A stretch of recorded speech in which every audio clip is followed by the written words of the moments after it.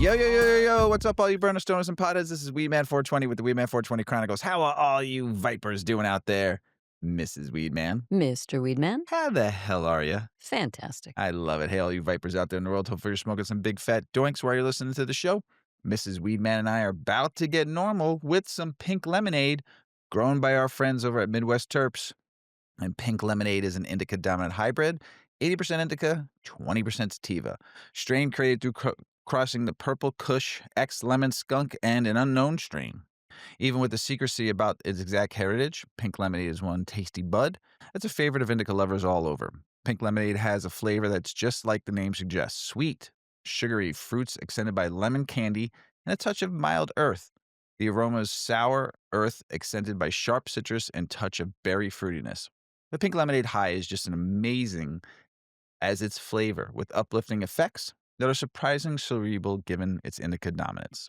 The high starts with an energetic boost which leaves you feeling euphoric and slightly focused, although easily distracted at times. As mood builds, your energy may begin to wane, lulling you into a lazy, introspective state filled with dreamy visions and a heightened sense of creativity. With these effects, Okay. and its high between 17 and 22% THC level, pink lemonade is said to be perfect for treating conditions such as chronic fatigue, headache or migraines, and chronic stress. Pink lemonade buds have bright, light green, minty shaped nugs with the light orange hairs and a thick blanket of frosty, golden colored crystal trichomes. The effects, creative focus and happy, may relieve depression, fatigue, fibromyalgia, gastrointestinal disorder, headaches, migraines, nausea, stress. That is a lot of relief. hmm Flavors are berry, candy, citrus, grapefruit, lemon, and sweet. The aromas are earthy, herbal, lemon, sour, and sweet. I like to thank our friend Midwest Trips for always throwing to the cause and always hooking up with some great strains. I don't know, did we smoke this strain on the show before? I don't remember. He gave us a bunch I've of weird. smoked it before. Yeah, I don't know if I I don't know if don't we've think we done it did. on the show, Hmm. but I've had it before. Well, we saw Midwest Terps a couple weeks ago, and he Yeah, we gave did. me a couple. So if we smoked it, this is a freshie. So this is great. Oh man, oof. I am gonna lay low on this because I want to save this for after the show. Some of it to smoke before bed. So let's not try to down this one too much, but this tastes fantastic. So while I'm smoking, Miss Weedman's going to talk to you a little bit about 8decades.com, everyone. Yes. It's Christmas time. It's Christmas season. Time to get shopping. So head over to 8decades.com. That is 8decades spelled out, EIGHT, decades.com. And there you will find the brand that we created. That is kind of uh, a Passion project. passion project that stretches beyond our podcast. So Yes. we started with the podcast, grew into a brand, accessories. So we've got rolling trays, we have ashtrays, multi-tools, storage jars for your home grow flower. We've got hemp clothing, all sorts of good stuff. And we also have Weedman 420 swag. So Mhm. there's a link, there's a tab on the page that you can go to the Weedman 420 shop and grab some goods there as well. Yay. And you can donate to Last Prisoner Project Yes. and help free non nonviolent cannabis offenders Yeah. that are stuck in jail when they Yes. shouldn't be. 40,000 of them. Yeah. So I'm pretty high. And Already? Oh, yeah, you smoked before the show too with your sister. I so. did. I'm just layering it on today. But yeah, head over at 8decades, check us out. And we just appreciate anyone that does go over there and checks out our goods because you're getting a good value. You're getting really good quality product, Yeah. but you're also supporting the show by doing that. And like So- we always say, you should support 8decades.com. We get to do a show for you every week, and we appreciate everybody out there that supports 8decades.com and supports us, and we appreciate you. Miss Weedman, Mr. Weedman, something sentimental I need to talk about. do it. This is our last recording in this studio. Oh, I was like, wait. That's not what we talked about. Mrs. Weedman and I are going to be moving our studio here shortly. So we will still record and get episodes out to you. We will not have our audio, our video ready for you. You'll see the cartoon that we used to do for the next probably 3 weeks, probably until January, until everything is ready. We'll try to get a video, but I don't know if it'll happen. We're going to be recording at different sites as we do this move. This is very sentimental to me. when we first started recording in this basement of studio of ours that Mrs. Weeman helped build for me, and we recorded on a little table, no video, just audio, and it was a little table with me sitting on a chair that was so low, and you sitting on a couch bench, and we recorded for 4 years like that, didn't we? Yeah. Till we redid the studio and made it look more presentable so that we were able to do video. And, this is very sentimental to me, and I put Mrs. Beam, I was like, "Just get a cry out." I'm like, "I am not gonna cry, but I feel it coming on." This studio means a lot to me. This is where, I started the show with Paulie, our son, Dov Boy T, and, Shadi, our producer, who's been with me now for 6.5 years, and, a lot of come a long way since then, and what the studio looks like now, and Mrs. Weeman designed this for us and redid it and made it look very presentable so we could start doing video for you all so you can all see our pretty faces. And, yes, this is, the new studio is gonna be dope too, and the new place is gonna be amazing and everything we got coming along. This is something that Mrs. Weeman and I have been working on for the last 2.5 years, and to finally come in our dream has finally come true, and, so we're super excited for our future and the new memories we're gonna build and the new podcast recordings we're gonna do for everybody, and I'm looking forward for you all to see Mrs. Weedman and what she does to this new adventure that journey we're going on. It's gonna be a And big one. yeah, and, I thank you, Mrs. Weedman, for making this studio our home for many years, this home we've lived in for 26 years. You've made it beautiful and, a lot of great memories. Always more good than bad, right? I mean, you always have some bad memories too, but, way more good. We've raised both of our We kids. grew up here. Yeah, we grew up here basically. We moved in this house when we were 26, Mhm. right? Yeah. And we are now 53. So It's been a we minute. yeah, so we've done a lot in our 26 years in this home and, raised both of our kids, 3 dogs, 3 birds, a hamster, a couple fish tanks, what'd we get, a salamander too at one Yeah. point? Yeah, a salamander. Um, oh, gecko, a gecko. Gecko, Yes, a gecko. a Quaker parrot for a Quaker minute. parrot for a minute. Yeah, we've grew up in this house. We watched our kids grow up in this house, and we watched many animals come and go in this house, and many family members and friends visit and Yeah. parties and stuff. So it's very sentimental. But we're super excited about our future and about our next adventure and journey. And do you have anything to say? I should Yeah, shed it's a just tear. I no, I'm just, piggybacking off of you that, it's bittersweet, you know? The kids keep saying, "Are you guys so sad?" And, "Oh, we are so sad." Like, this is our lot. There's just this little box of a house has a lot of stories to tell. Mhm. Like, there's been a lot of life here, and, so in that way, it becomes sad.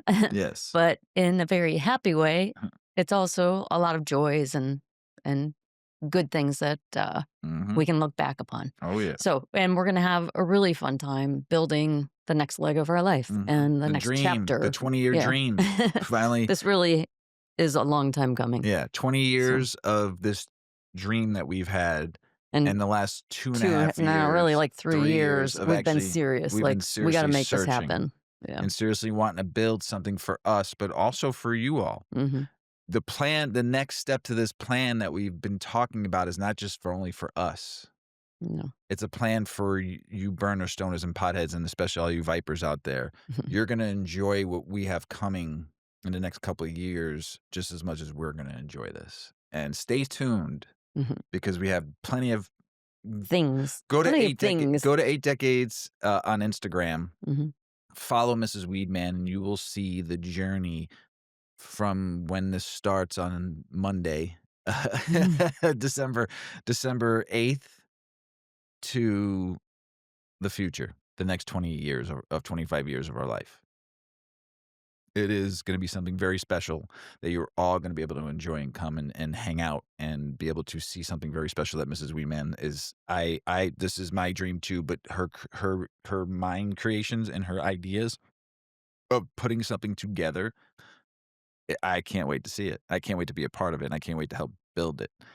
But I'm super excited, and hopefully one day you all will get to come and join us and smoke a big fat doink, right? That's And right. come and have a good experience about cannabis and about why we love this plant so much and Oh boy, you're gonna have some fun.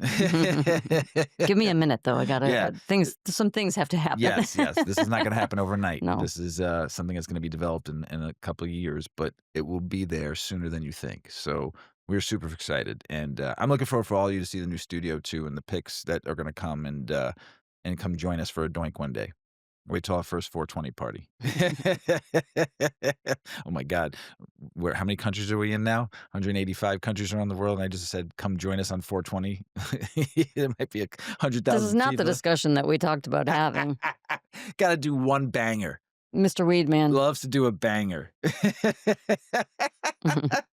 Just one rager I had to have him. One last rager. One time. I just love a good party.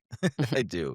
I love a good fun time with watching people enjoy themselves and smoke weed and eat food and drink some beers and just party and socialize and listen to good music. You know that's my thing. We can make that a goal. That is I didn't That's say a it was gonna goal. happen tonight. I didn't say a date. I said we were gonna have one banger for 420 party. Stay tuned. Soon. Mhm. So, what if you found me dead? Or you thought I was dead? What if you found me dead? What if you found me laying in bed and I wasn't breathing? Okay.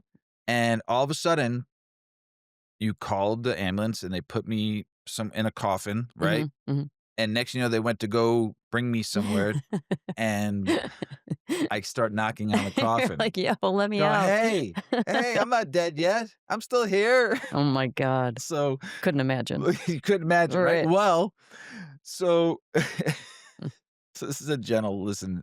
Listen to this one. This one hits like a plot twist out of left field. According to the Associated Press, a 65-year-old woman in Thailand was declared dead, only to be found alive in her coffin just before cremation I know, it's at crazy. Wat Rat Prakan Tham Temple in North Aburi, near Bangkok, was the capital of Thailand. Bangkok. Here's how it went down. The woman had been bedridden for roughly 2 years, and her brother said she appeared to stop breathing a couple days earlier. He transported her in a coffin nearly 300 miles to a Bangkok hospital, hoping to honor her wish to donate organs. The hospital refused.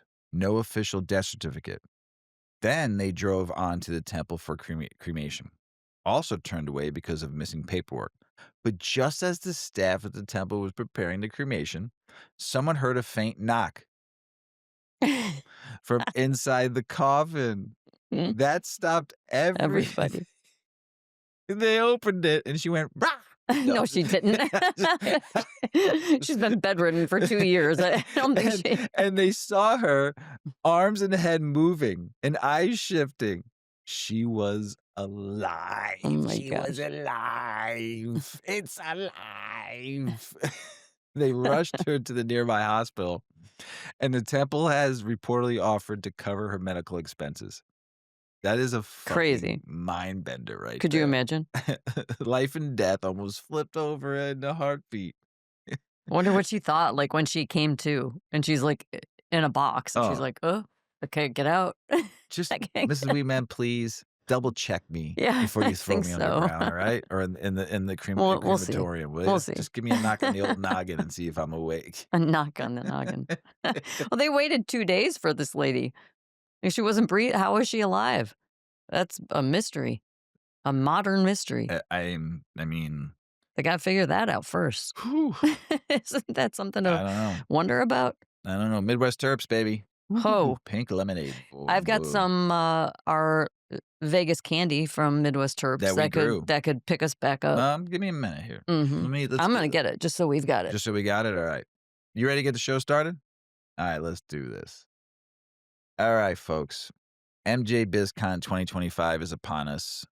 When you probably hear this episode, it might already be over, but we'll try to get this out by Wednesday night or Thursday, so you can understand what MJBizCon is about if you've never been, or if you've always wanted to go, or if you've gone or you're going there.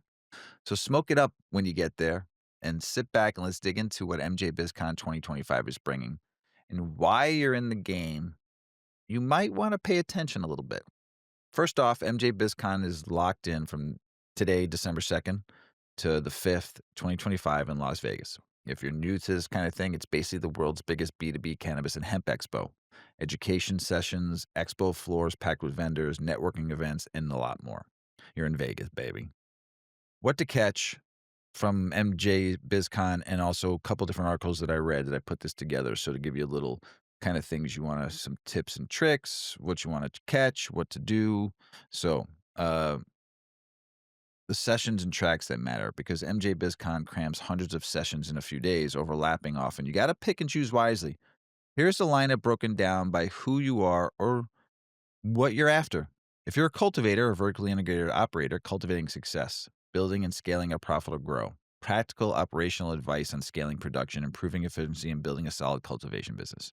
AI powered cultivation, real world applications, automation, predictive analytics, environmental controls, next gen grow room tech. Growing responsibly, exploring sustainable cultivation models, sustainability, resources efficiency, cost control, under regulated pressure. If you're investing, funding, or involved in capital finance, what does the future hold for cannabis capital? Macro look at capital markets, fundraising trends, investors' sentiment heading into 2026. High returns on high visibility. Lessons from award-winning marketing campaigns. What makes brand value pop? How marketing shapes valuations. Bridging the boardroom gap. Authentic brand building for modern consumers, aligning brand identity plus consumer control or culture, business strategy for long term growth. If you're on the retail side, bud tenders, dispensary staff, or ops managers, the same marketing and branding focus sessions are above are gold. Helps you understand what customers gravitate toward and what drives retail traffic. Plus, stuff around supply chain transparency and automation to help with inventory product flow compliance. If you're new to the cannabis business, exploring entry, don't skip launching legally, licensing, compliance, and getting started. It's part of a pre-show heavy hitter track that gives you a foundation in compliance, regulation, and what to expect entering the space. Also, cultivating success. Great for first look at how cannabis grows from seed to product and what kind of resources and planning it takes. If you're a seasoned exec, operator, or looking to stay ahead long term, mix of cultivation, scale sessions, supply chain and automation content, plus bridging the boardroom gap. That exec level view on brand identity plus consumer behavior, growth strategy. So, the bottom line, whether you grow, invest, sell, or just want to plug in more seriously, there's at least one track that's relevant for you. So, and then there's more than just panels, the networking and cultural side. But MJ BizCon isn't just about learning, it's about connecting. What do I always say, Mrs. Weedman? If you ain't working, you ain't networking. If you Mm. ain't networking, you ain't working, right? According to Green State, this year's agenda isn't just panels. There are moderator led roundtables on Friday, December 5th, the last day, covering deep topics like cannabis hospitality, lab shopping, brand loyalty, and more. The expo floor itself splits into zones. Central Hall's the hub, North Hall's Grow Hub, where state takeovers, mixers, and focus meetups go down. Green State highlights gatherings organized by groups like Women Empowered Cannabis, Asian Cannabis Roundtable, Queer and Cannabis, Tokativity, Cannabis Noir, and more, and making this a space for real community, culture, connections beyond deals. Then there's the vibe stuff. First ever MJ Bowl Awards, a bi-coastal cannabis competition spotlighting products from California to New York, red carpet parties, after-hour lounges, and consumption events. Green says there will be rolling competitions, media mixers, hello press reps, flower hour mixers, and late night sessions. It's part business, part celebration of what we do. Also for first timers, pack smart. Past attendees told MJ Biz Daily and MJ Biz Con is massive. Expo floor plus sessions plus meetups can overwhelm if you don't have a plan. So mapping out what you want to hit, at least a couple key sessions a day instead of trying to run it all, helps you leave with real value instead of a burnout. That's the scoop for MJ BizCon 2025. You might hear this after after it already happened, but if you get a chance to hear this before and you're there, hopefully this helps. Or if you decide to go next year, so this is what's hot, what to catch, and why it matters to go there. So I went last year. Unfortunately, I didn't get tickets to go to the expo. I was just at the Cosmo working Mhm. and meeting and greeting, shaking hands, kissing Mhm. babies, and giving hugs. That's what Mr. Weedman did. And I never made it to the expo, unfortunately, because someone didn't want to buy me a ticket.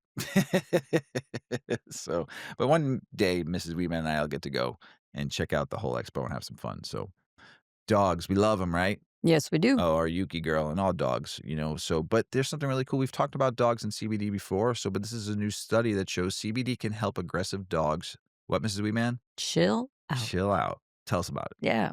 A new study suggests a little compound called cannabidiol, better known as CBD, might help aggressive dogs chill out. Researchers analyzed data from more than 47,000 dogs whose owners reported on pets' health, lifestyle, and behavior over several years. It turns out that roughly 7.3% of these dogs have been given CBD or hemp supplements, many daily. Um, Dogs receiving CBD were on average about 3 years older than those who didn't receive it. Many also suffered from chronic health issues like dementia, osteoarthritis, or cancer. What they found was less growl and more calm. Over time, dogs on consistent CBD regimens showed reduced aggression compared to those that were not on CBD. With their aggressive behaviors, became noticeably below average.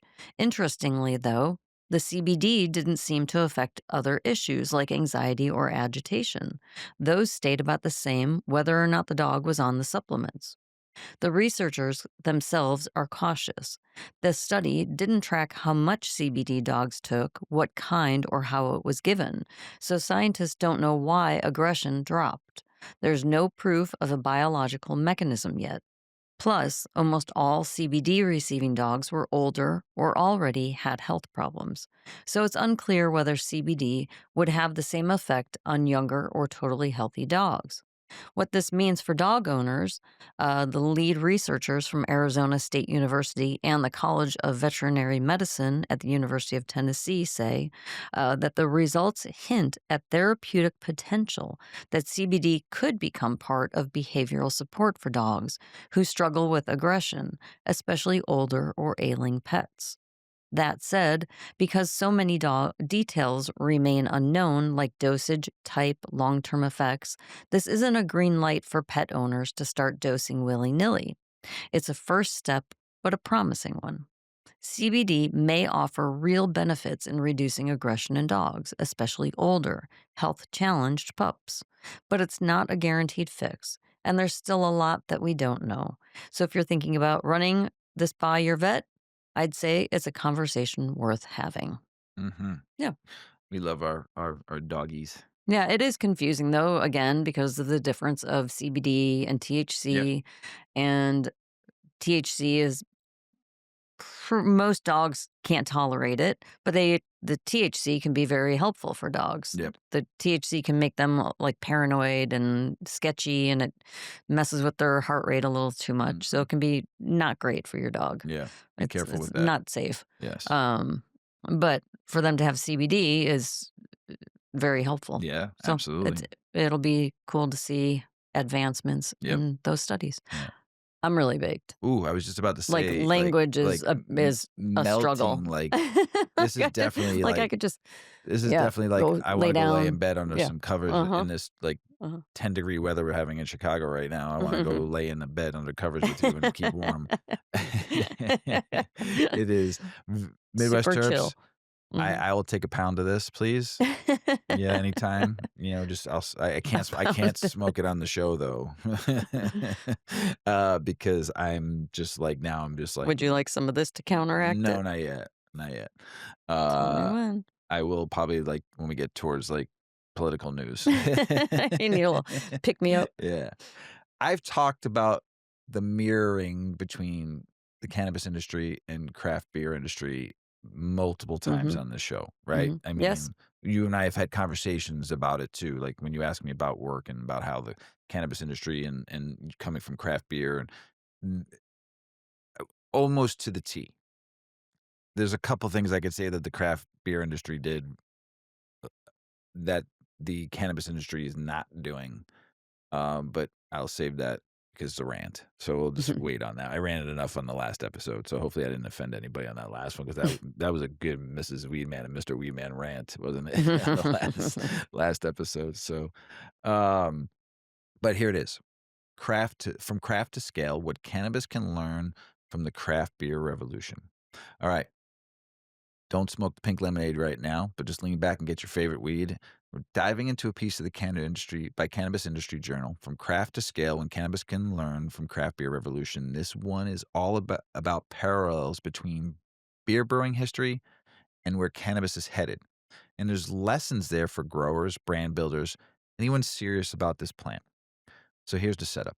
Craft beer used to be small, hands-on, almost artisanal. Homebrewers after hours, small batches, hand bottled, local distribution. But then explosion.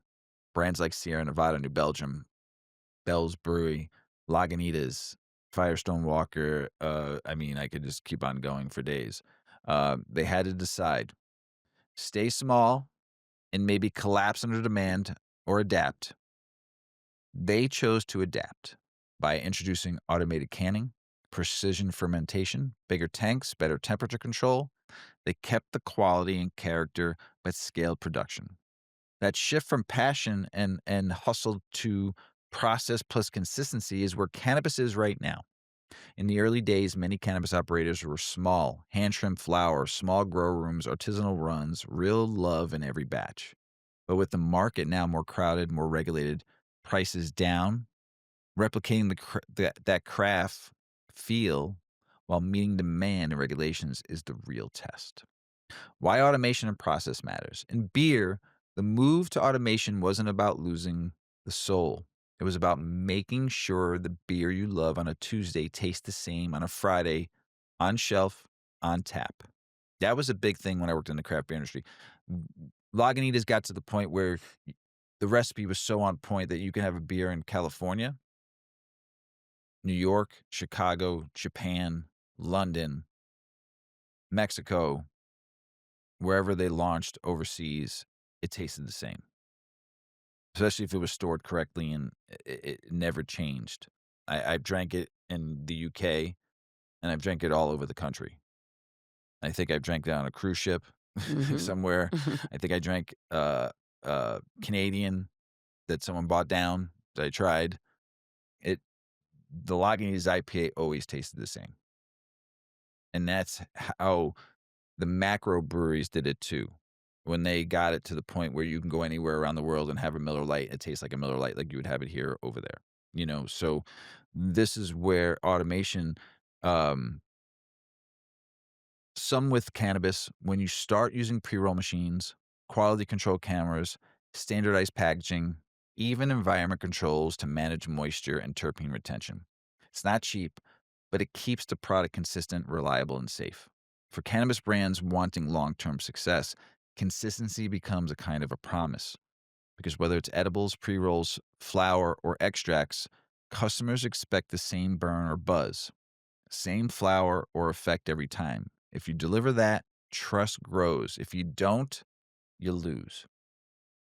Also, when routine stuff is automated, it frees up your people to do the creative or delicate work. Strain development, terpene profiling, cultivar experiments, better packaging, or brand story development. It can actually give more room for craftsmanship rather than less. The pitfalls: what not to screw up. And this is the most important. There's a lesson from beer about what happens when profit chasing overtakes integrity. Some craft beer brands burned out when big money rushed in, and they started prioritizing shelf space and volume over quality and consistency. The brewery I worked for. For cannabis, that's a real risk. If companies scale too fast, chase maximum yield instead of good terpene and cannabinoid profiles, you wind up with mediocre mids wearing the craft labels. Being craft doesn't just mean small batch or handmade. It means attention to detail, caring about consistency, respecting the plant, respecting the consumer's experience. Once automation starts, if you treat it purely as a factory machine, you lose the soul. So I've said that Mhm. a lot of times. But if you use it to support quality, you preserve the soul while scaling. That's the balance. What cannabis operators should focus on right now, according to this article and what we see playing out, map out your process from seed to packaging. know every step. Only once you know the flow can you figure out where automation helps without hurting the craft. Automate where it counts. Repetitive work like trimming, packaging, pre rolls, labeling, QC inspection. These are the times and labor intensive automation helps reduce human error. Use a data and transparency. Track production metrics, yields, terpene cannabinoid consistency, moisture levels, batch history. The data becomes the backbone for quality control and trust. Protect what makes your brand unique. Even with automation, hold on to the artisan values, quality, strain uniqueness, flavor profile, honesty. Don't dilute those just to chase volume and profit and margins. Why this matters to Mrs. Weedman and I. For someone like me and Mrs. Weedman, hosting a show that dives into cannabis cultivation, caregivers, competition, and the culture behind it, this article hits home because it frames a growing tension: craft versus scale. As legalization spreads, markets mature and demand increases. We're at the crossroads, everyone. There's room for small batch cultivars like Midwest Terps, Ralph Wiley, Big Earl, Igneous, Goat Genetics, and many more out there.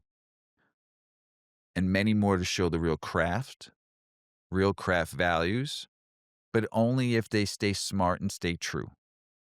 There's a chance to champion automation and consistency, especially for folks trying to scale responsibly without losing quality.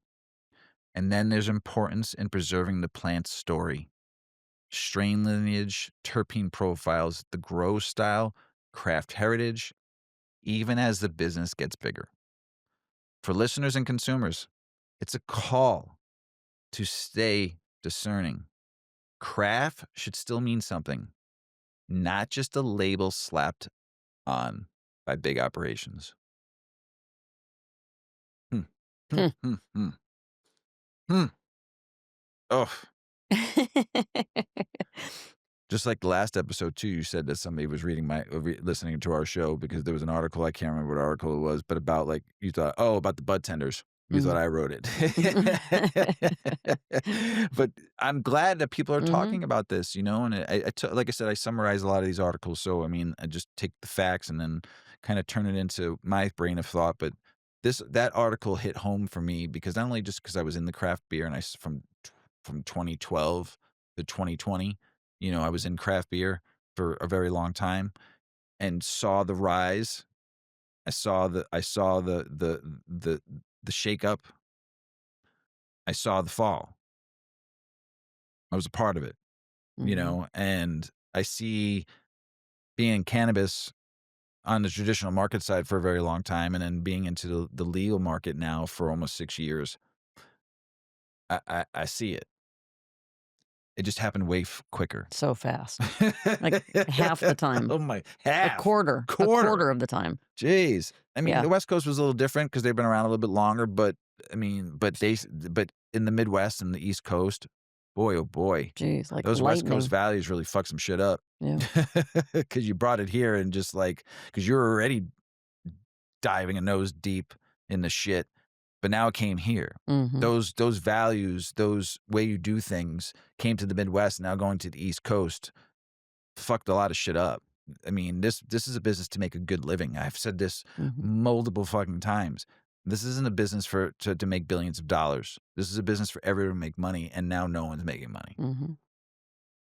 It's just like and everyone says it's a race to the bottom, price compression. We all did it to ourselves. Mhm. We did. We fucked it up, and there's no going back. You need a hard correction to like really, really fix what's broken right now. And there's probably a lot of people that listen and be like, "What the fuck's broken?" It's broken. You brought all these C-suite people in it from all these other corporations that knew nothing about cannabis in the plant. I'm not saying they didn't know how a to do business, but that business, that model, the grocery store model, the liquor store model, the CPG packaging model of business that's been going on for years is just a shitty fucking way to do business. Mhm. I hate it. I hate going into a store and everything is a sale. Well, it's backfiring. Big times. I've said this so many times on the That's why show. we have the problems we have. Right. There was no selective purchasing. All of the stores became the same stores to Mhm. some degree. Yeah. There was no way to build consumer loyalty because you wouldn't go to a particular store to get particular products Mhm. because you could just go anywhere. But yet these businesses are all independent. So that hurts business because Mhm. you don't have any, there's nobody needs your store. It's okay if they missed your store. They can go to the next one and Because they're find the doing the same same stuff. sale. And they're doing the same sale and they're doing the same giveaways and all the sale. Like just make prices fair prices To so everyday that regular price. every day, forget all these sales all the Everybody time. stays in good Like, business. yeah. Everybody Like makes the good grocery money. store, you have to buy 3 of something to get a sale price. I don't want 3. I Right. just want 1. Right. I don't want 3. I don't need 3. Right. It goes bad. Why do I have to buy so many? Right. Oh, quantities of 5. Like fucking 5. Who needs 5 of anything? I'll be back at the store in Most like 5 people, days. if you give someone 2 bags of gummies, that's 20 gummies, and if they only eat a gummy a week, Yeah, they don't need it that they don't just some simple little things that it could have been done differently and it was a race to the top like who could be the biggest baddest fastest top producing top selling gross you just said it xyz gross. right who could be that brand who could as a dispensary and that's all in that A a cultivator lot too. and I shouldn't say that's what everybody wanted but it seemed to be that was the race and if you were the small guy it was really hard to keep up and Still if you were a is. really small guy you're done like you're shut down already You have an article you're gonna be talking about soon about yeah pennies and you couldn't dollars. keep you Yeah. can't thrive so anyway No, it's yeah you're 100% right. I mean, people might not like. Listen, when I talk like this, it's called tough love. When I talked last week about on that episode when we did our rant, it's tough love. It's tough for me because I'm in it. mm-hmm You're in it. mm-hmm We see it. We see the struggles. It's real. mm-hmm It didn't have to be this way. It didn't at all. This could have been a profitable business for everybody, and everybody could be making a good living. And that's what no one understands. Well, I shouldn't say that. There's some people that understand mm-hmm and that do a fair game and a fair value. And that's why I missed the med days. I loved med.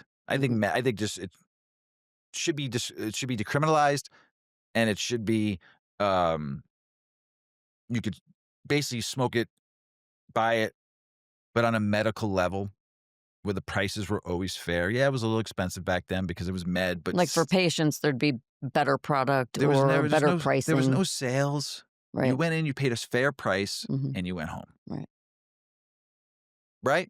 You spend $200 on an ounce. You were spending $200 on an ounce anyway when you bought it from your plug or mm-hmm 250 an ounce, right whatever, and just I missed the med days because it just like it was smooth. I would say it was easy. mm-hmm It was smooth. It mm-hmm ran smooth. And I think we need to figure out a way to get back to the smoothness instead of fighting for just minimal profits and margins when you can just offer your customer a fair value price for what that is. That's why when I go to the grocery store and everything is red tag, blue tag, I green can't tag, stand purple it tag, yeah but the sale is actually the real price, is what it should be. mm-hmm well they mark it up to Up mark it to down sale it down. It's a yeah trick, folks. Buzzwords, sale prices, the colors of things. It's all marketing ploys to get you to think you're getting value when you're actually not. Because ask Mrs. Weedman is one of the smartest shoppers I know. If you buy a Doritos bag, the bag's gotten bigger, but the portion is what? smaller And the price has gone. We used to be able to buy Doritos, a mm-hmm bag of Doritos for $3.25. Now it's $7 to $8, mm-hmm and you're getting less portion. If you mm-hmm look at your ounces on there's stuff more air nowadays, in the bag you are losing. It's a losing battle. Companies now, because companies aren't stupid. They figure out ways to beat the consumer. Simple as that. It's that simple. They find a way to beat the consumer, not help the consumer. It's about profit and margin, everybody. And I've gone on this a little bit again, but I'm telling you, this is tough love. I beat myself up on it. I'm in the game. Don't hate the player, hate the game. Well, it's like they just need like a big reset. They just need everyone needs to just agree like, "Hey, let's just start over."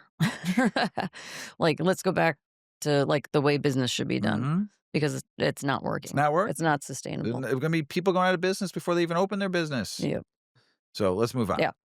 Challenges. Yep. 25-year pot age. Cites flawed brain theory. Yes, a science challenge. So, yeah, this is all about the 25-year-old brain is the mature brain, right?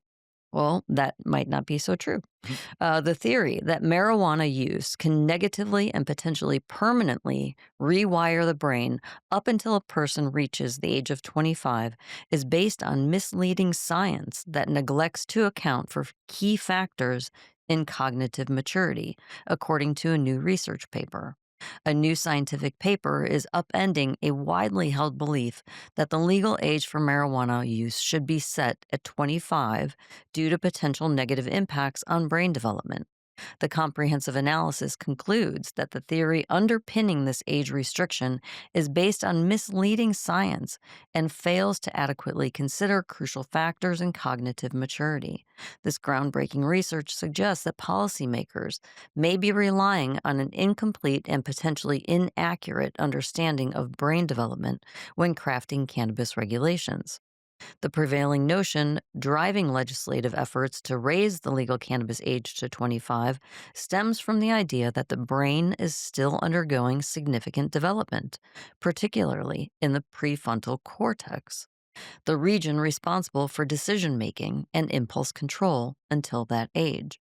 Proponents of a higher age limit argue that introducing cannabis before this developmental stage completes could lead to permanent cognitive impairment, or it could negatively rewire the brain. However, this new paper directly challenges that assumption. I like that word assumption. That's an assumption. But we've believed it. Mhm. Okay. Asserting that scientific evidence supporting such a strong conclusion is flawed.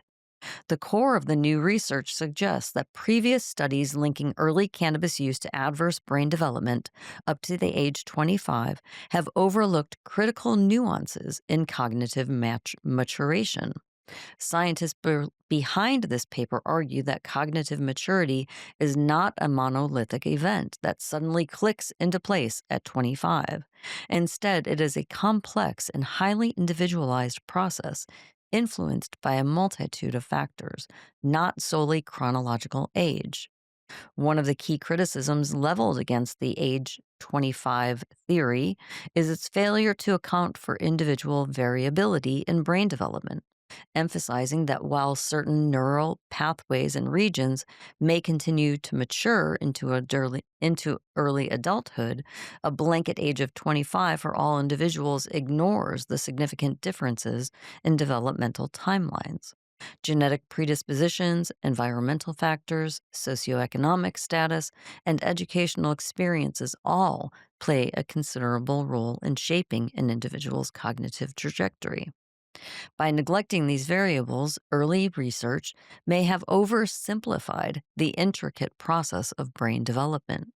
Furthermore, the new research delves into the methodological limitations of prior studies. Confounding factors such as underlying mental health conditions, polysubstance use, and socioeconomic disadvantages are frequently intertwined with early cannabis initiation.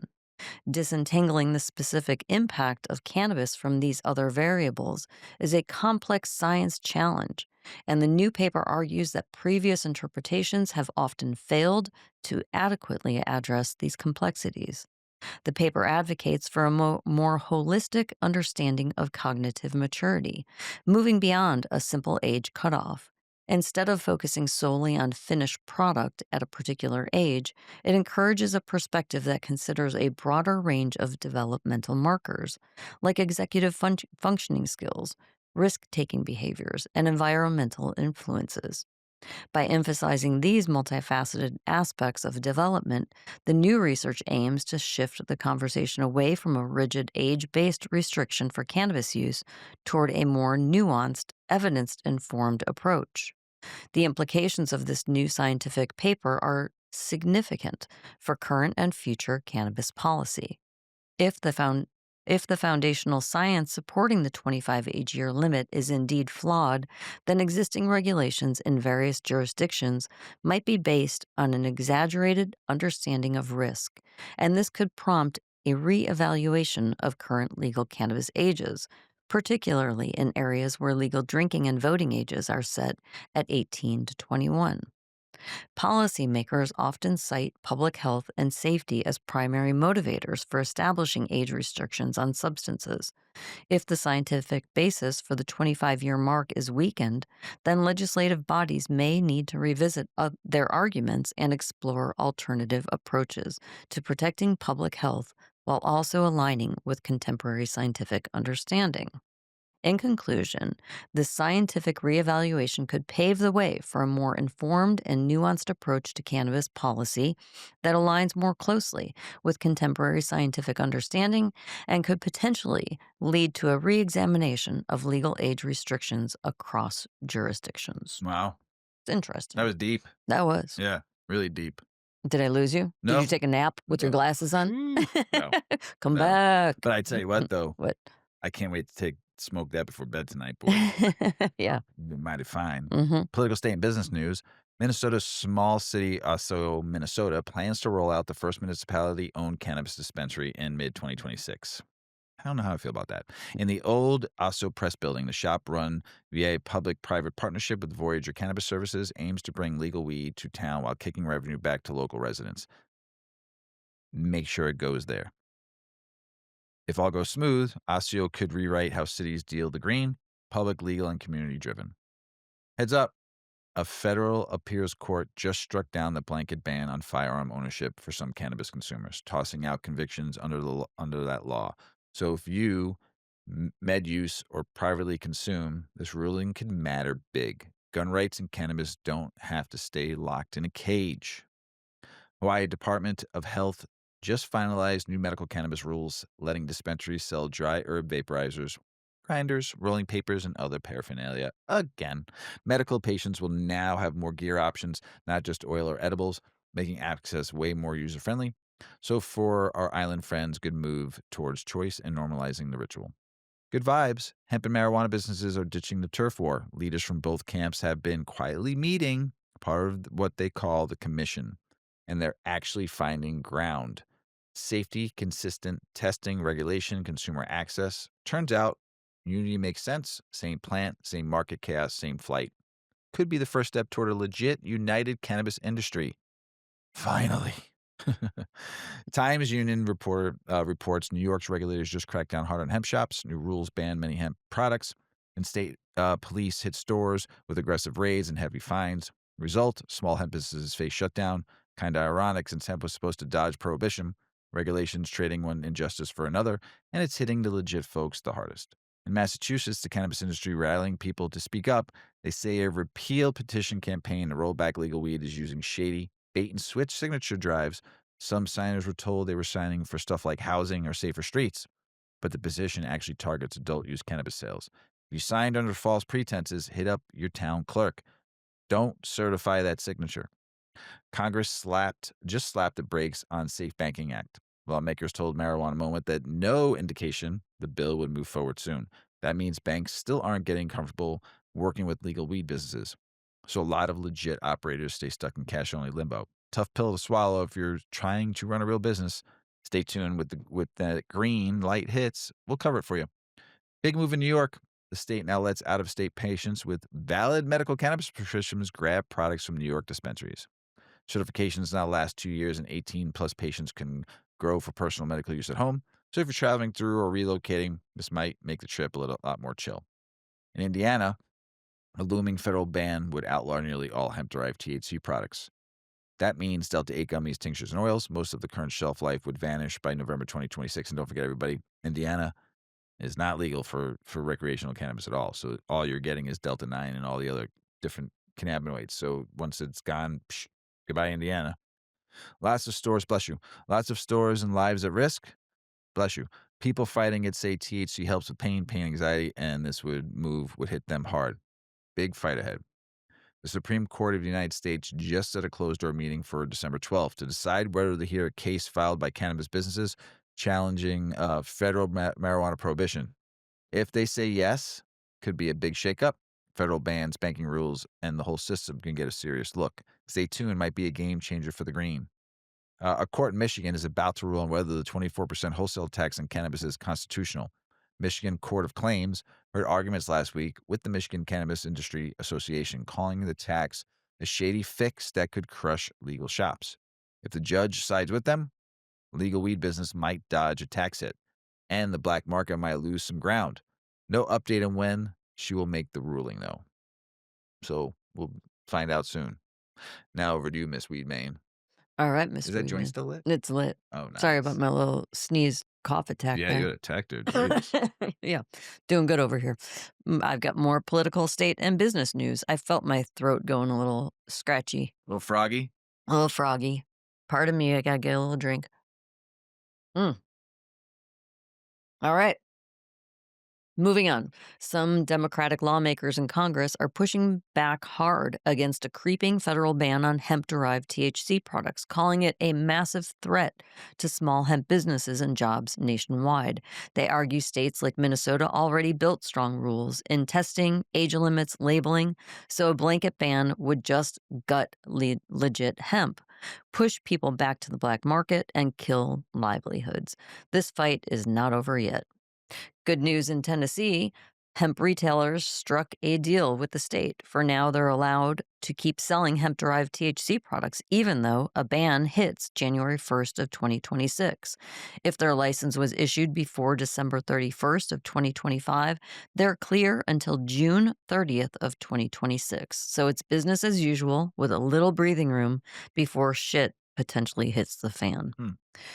Florida's Smart and Safe program, or I'm sorry, campaign, says they've racked up over 1 million signatures, even after over 200,000 signatures got tossed.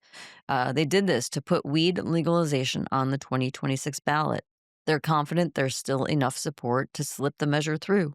So, Florida, the next round might be coming, so stay Bunch of tuned. cheaters in Florida trying to cheat the system. Cody and Colby going out there and getting all those signatures and And gonna they get wiping them gypped. out. Yeah. Yep.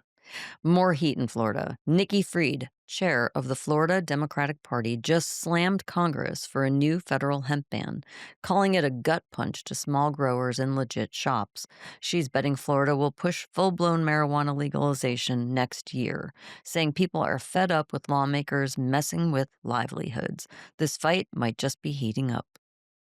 A new study, same story, different seller, in cannabis, warns that as legalization spreads, big corporations with sketchy track records are swooping in and could turn legal weed into another profit first industry. But research found more people want legalization to help small growers and communities hit by the drug war. No one wants the same old injustices repackaged with a legal sticker. Evanston, Illinois, other side of the city from us. Reparations plan funded by local cannabis sales tax is running low on green. Sales from the city's two dispensaries have underperformed, and revenue too is weak, and it keeps payouts. It is too weak, I'm sorry, to keep payouts flowing. So for now, the checks are paused. A reminder that even grass funded justice can hit a financial speed hump. Here's a big move. A federal health agency is prepping to let CBD from the federal legal hemp plant be covered under Medicare sometime after 2027. That means seniors in legal states might finally be able to get insurance to help pay for CBD. That's legit alternative care gaining ground, and it could be a game changer for medical access. There's heat in D.C. A GOP controlled Senate committee just reminded everyone the United States Senate Appropriations Committee says cannabis is still illegal under federal law, and dispensaries near schools could face enhanced penalties. That means even in places where weed's legal, federal rules can be thrown down hard.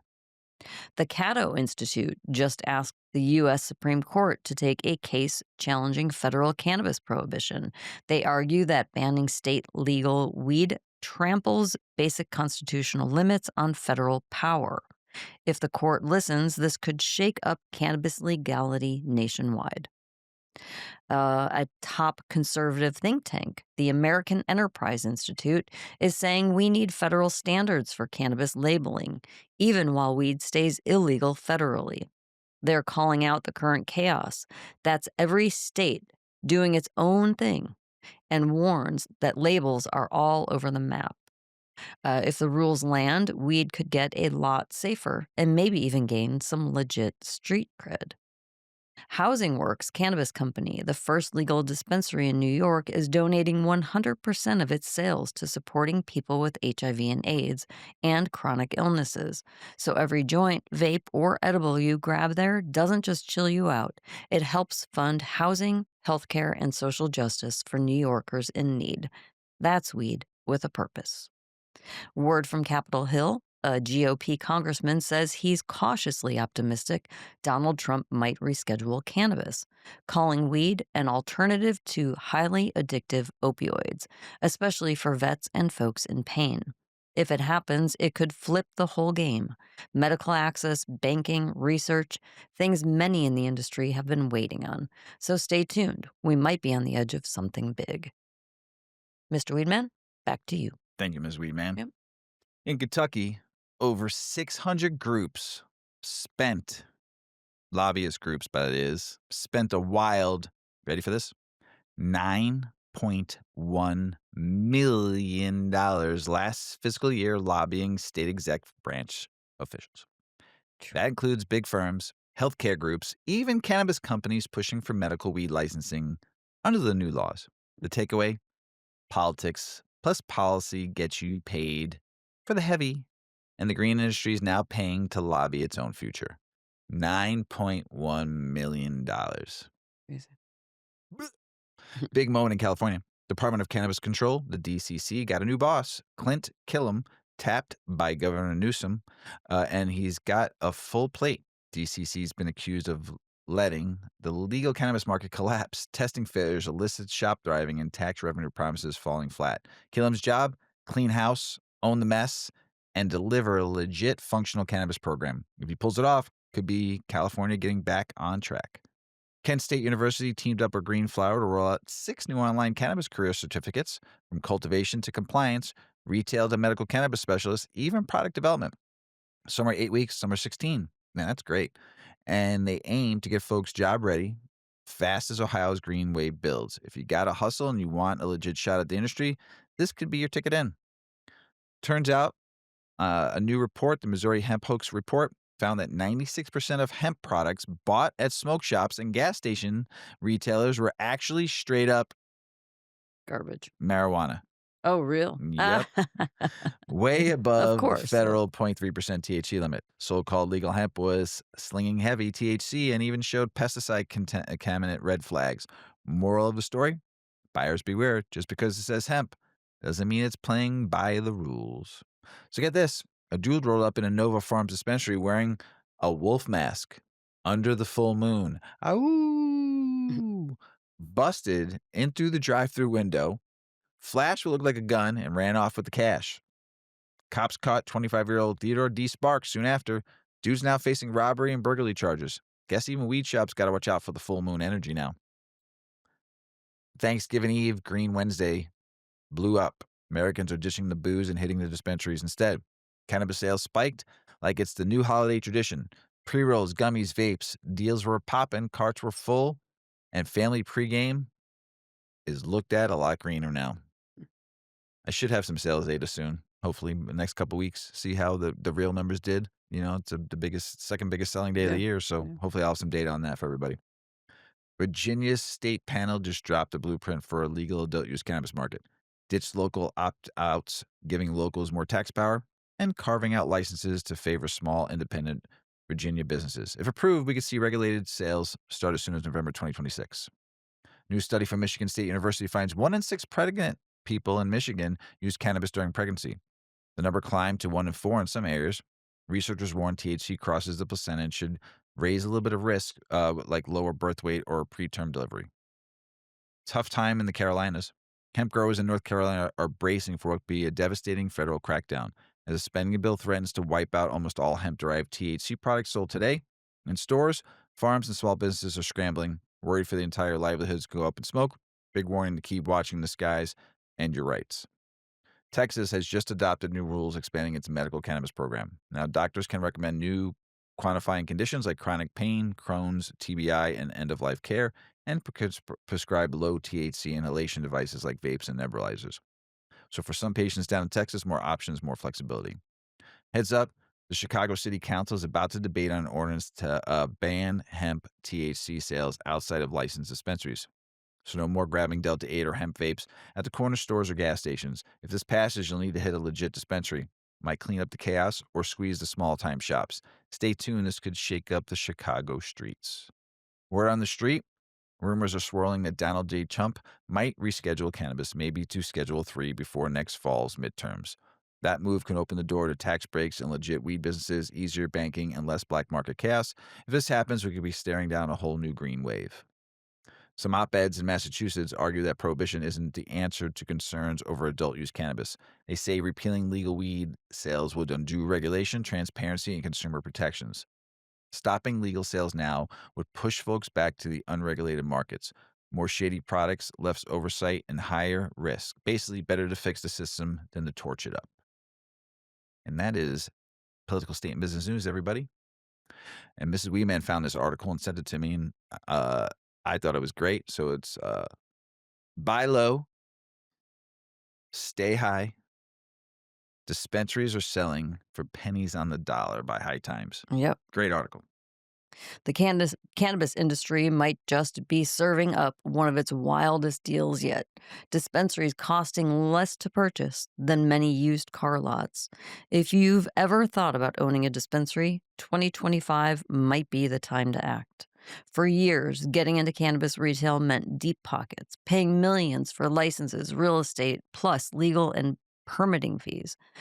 But the game has changed. According to the article, a sell off wave is reshaping the industry. Fully operational dispensaries are now going for prices more akin to small single family homes than big retail investments. In some states, you can buy a ready to go dispensary for under $500,000, which seems like a lot, but not compared to what they spent Mhm. opening their places up Yeah. and maintaining them. Even reportedly legit dispensaries that are turnkey, licenses, staff relationships, retail operations in place, are being listed for what many would consider bargain prices. For instance, an adult use store in California listed for $250,000, but it's on pace for 1.5 million in annual revenue. What's the net, right? Mhm. And then there's a retail and delivery dispensary in Los Angeles going for $349,000, projected to hit $700,000 in sales for 2025. And these aren't the fringe backyard operations. These are legit regulated businesses. So who's buying and why the sudden drop in prices? The buyer pool has changed. According to one industry broker quoted in the article, 25 to 30% of transactions this year involve people buying their very first cannabis business. Mm. They are buying, coming from many different backgrounds. There's these different categories they're putting into flippers, and those are folks buying distressed or underperforming dispensaries to rebrand and sell.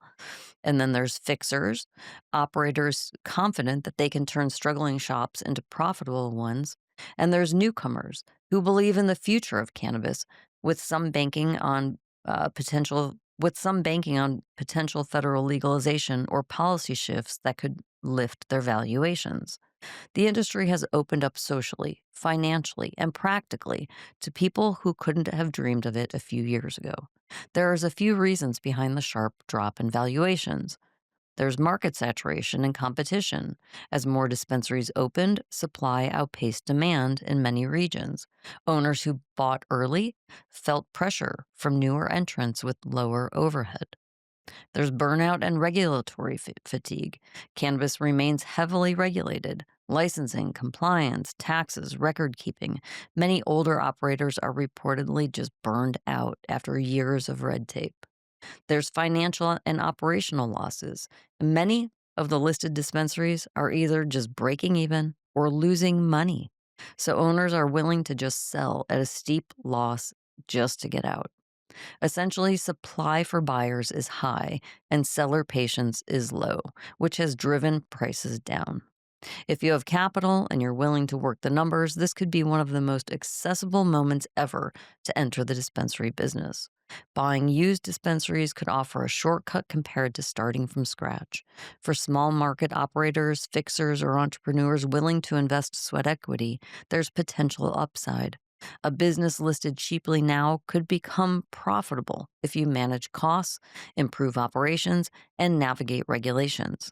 That said, it's not a guaranteed jackpot.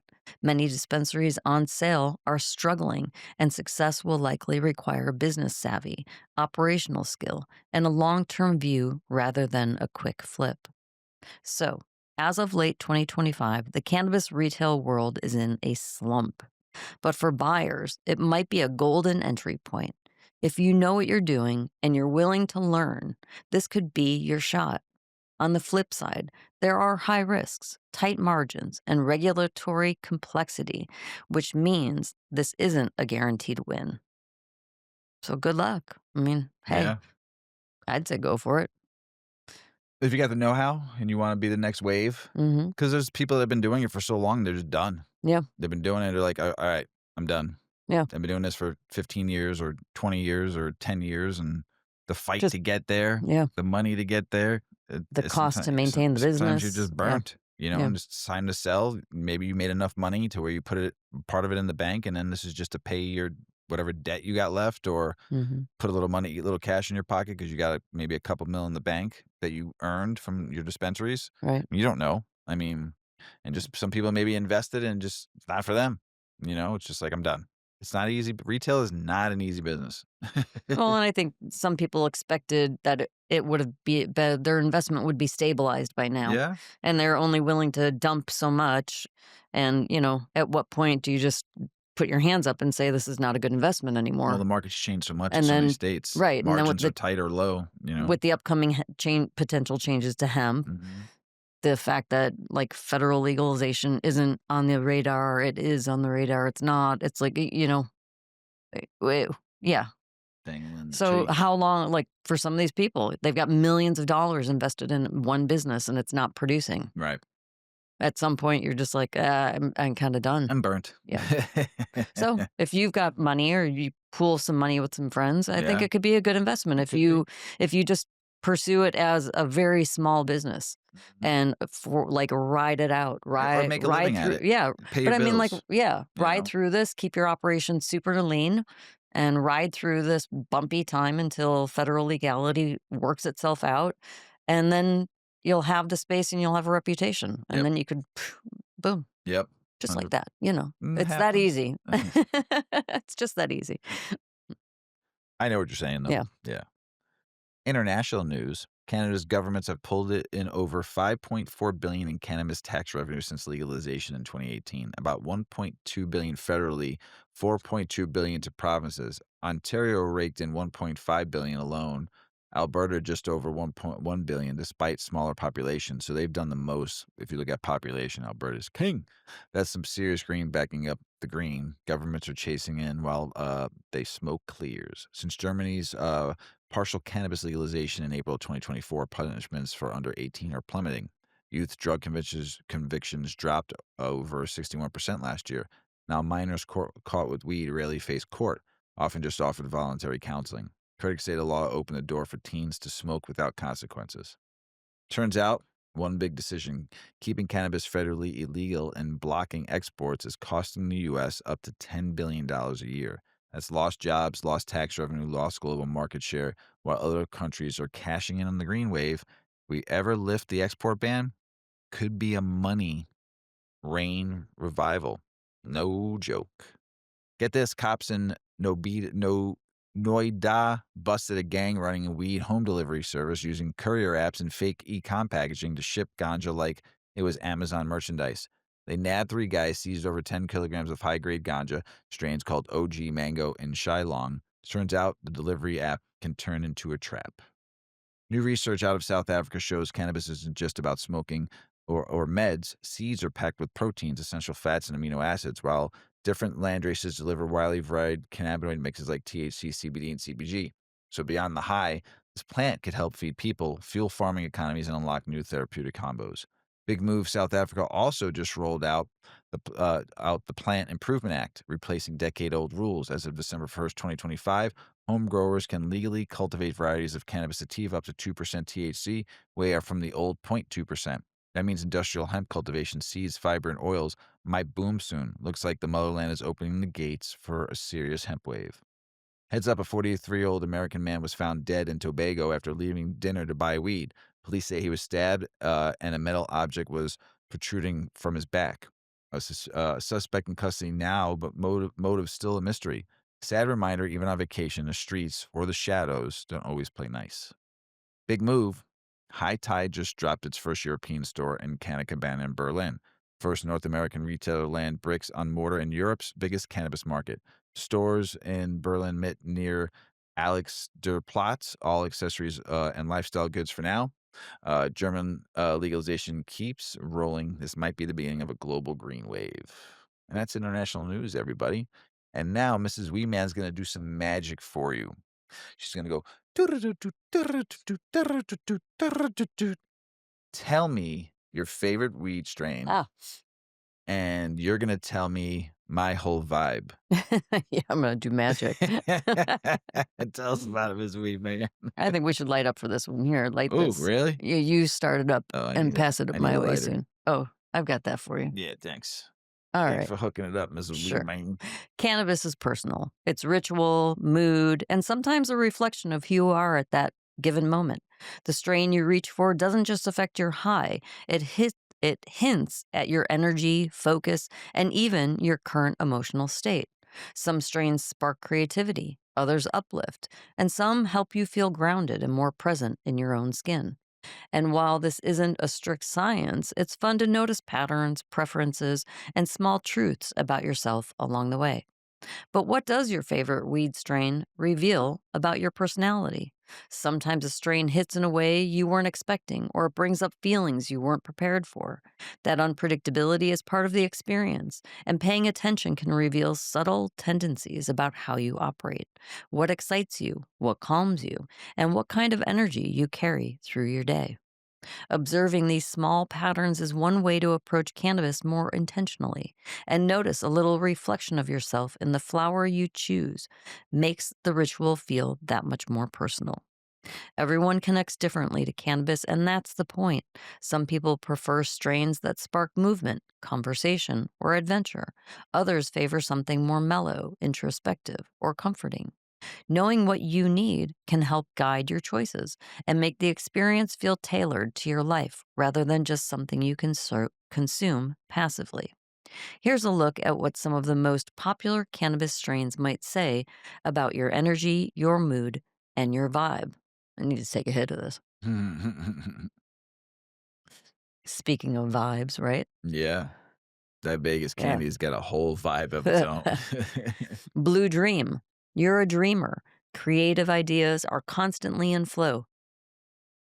Mornings for coffee and deep contemplation, and you secretly love how easily you get lost in your own head. Durban Poison. You tend to be grounded, yet eclectic. You come across as confident without trying. Green Crack. This is the thrill seeker. Life feels better at full volume, and constant creativity and adrenaline are your fuel. Girl Scout cookies. This is for the heavy hitter with a sweet tooth. You live life to the fullest and you never apologize for enjoying the finer things. Sour diesel. Fast, sharp, ambitious. Your brain is always in motion. Sometimes this means overthinking, but it's all part of your charm. OG Which Kush. we have in the cat in the closet. We got a Yeah, lot of these. yeah. OG Kush, the classic, calm and reliable choice. You move through life with quiet confidence, and people know they can count on you when things get messy. Pineapple Express. This pairs well with someone who is joyful, light, and endlessly optimistic. You turn ordinary moments into mini adventures and sprinkle a little sunshine wherever you go. Jack Herrera. Learning is your sport. Ideas are your playground, and people are fascinated by your brain. Wedding Cake. You enjoy life fully, and your presence is warm, approachable, and a little luxe. Northern Lights. Calm, serene, introspective. You recharge in quiet moments and notice details that others completely miss. Lemon Haze. Bright, zesty, eclectic. Ooh, electric, I'm sorry. You're social, playful, and always ready to turn a good mood into a great one. White Widow. This one is both balanced and classic. You know how to pace yourself and enjoy life without overextending yourself. Blueberry Muffin. Calm, nostalgic, and super comforting. You like your highs mellow, reflective, and a little sweet. You prefer savoring moments to rushing through them. Your go to strain is just one small reflection of how you move through the world. As your moods, needs, and seasons shift, your preferences will too, and that evolution is part of the fun. Cannabis has never been about fitting into a category. It's about noticing what resonates and letting your experience meet you where you are. Oh, Yeah. we've smoked a lot of those. We always talk about, or like, you'll experience a super fun moment with weed and you're like, I got to write this strain down and not forget it. And then you forget to write it down. Yep. Yeah. There's like a whole bunch of strains that are so perfect for me. And it's like on my to-do list is to actually write these things down. We have I our know note. we've got like a Put them note. in there, but you never go I in know. there and I put never notes go in there. I just put the name of the because I strain get in. stoned and then I'm like, Yeah. this is great. And then I'm too stoned to go and We tried. It lasted a little bit. You go in it. Well, you go in every once oh in a my while. God. Yeah. So I hope everybody in the Midwest is staying warm out Yeah. there. It's freaking cold. Oh, yeah. It's like 14 degrees with the wind chill. I think it's like 20 degrees outside. We went from beautiful weather on a Friday, Yes.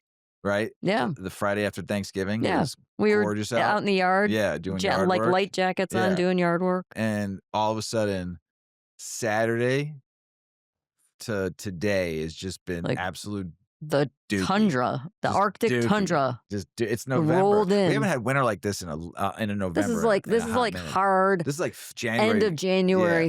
Yeah. Frickin' Yeah, this is nasty January weather, early February weather. This is the weather you don't like. ugh, Yeah. ugh, This is the ugh. Mrs. Weedman hated weather. Ugh. I just hibernate like a bear. Yes. We eat I don't go out unless I have we eat to. a lot of snacks and just the belly goes over the table a little bit, Oh yeah, remember we measured our belly?